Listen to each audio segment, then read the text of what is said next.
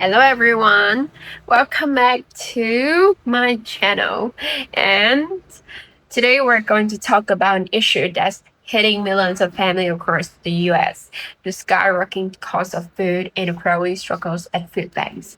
This is a serious reality that so many Americans are facing right now, and it's honestly very concerning. I myself put together some of the few clips for you to watch.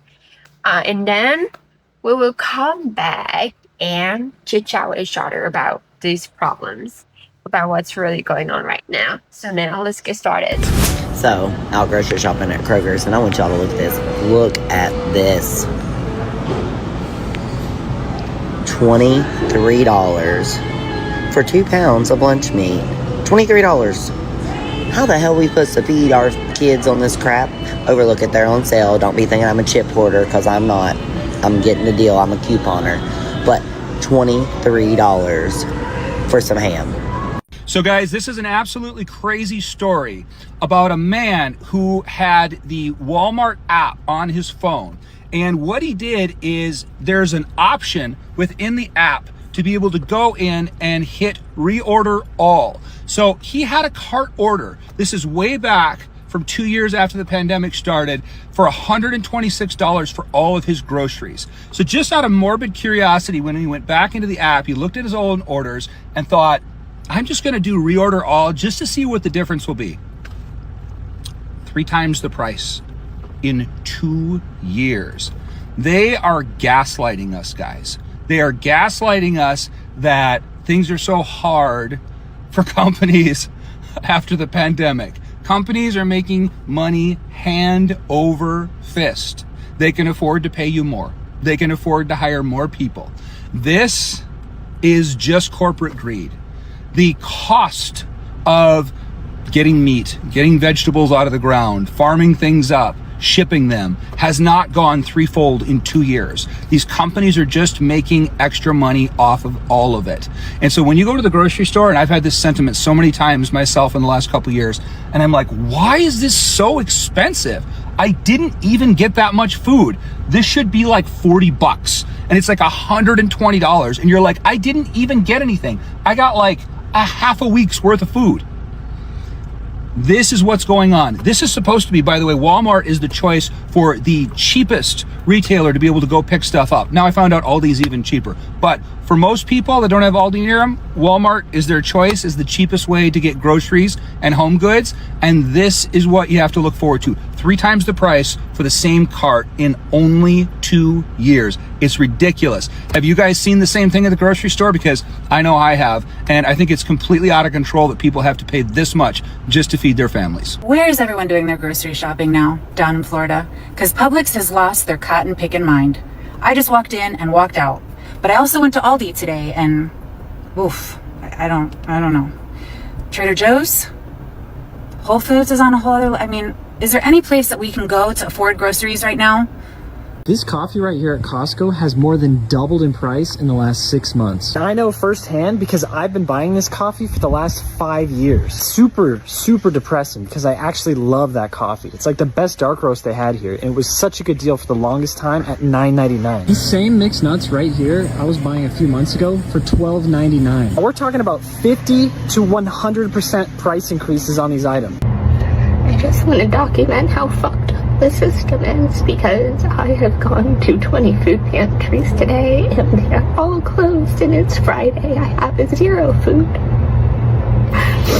I've gone to Catholic churches, I've gone to the EBT office. Their system has been down since Tuesday. I've been trying to get a card since May. Haven't got one. I haven't had access to food.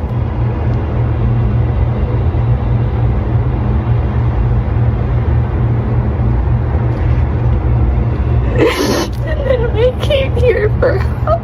They were like, just go across the street. So I did, and I was like, your office isn't even open. Can you call them? Can you help me? Can you do something? Please. So I just want everyone to see like the cost of living in America with groceries and stuff. Like today I decided to go to Publix. I usually don't go to Publix because it's so expensive. I usually go to Walmart, but I don't want to get produce at Walmart. It's just like, so I go to Walmart for like cans, like packaged foods. So I just want everyone to see my total today for my groceries. So this was $12. I got French green beans. I got 2 packages of that. This will last me, honest to God, I could eat this like for dinner. So there's dinner. And then I got another one. And then I got 2 apples. This was $12. Like, I think that's a little expensive. Like, but yeah, I mean, I could go to, I don't know, where else is there to go to that's like more reasonable with produce? I advise everybody in the United States to start looking at ways you can be self-sustainable. I'm not saying go off the grid and build your own house. That's not feasible for everybody. But there are little ways, little things that we can all do to get our autonomy back.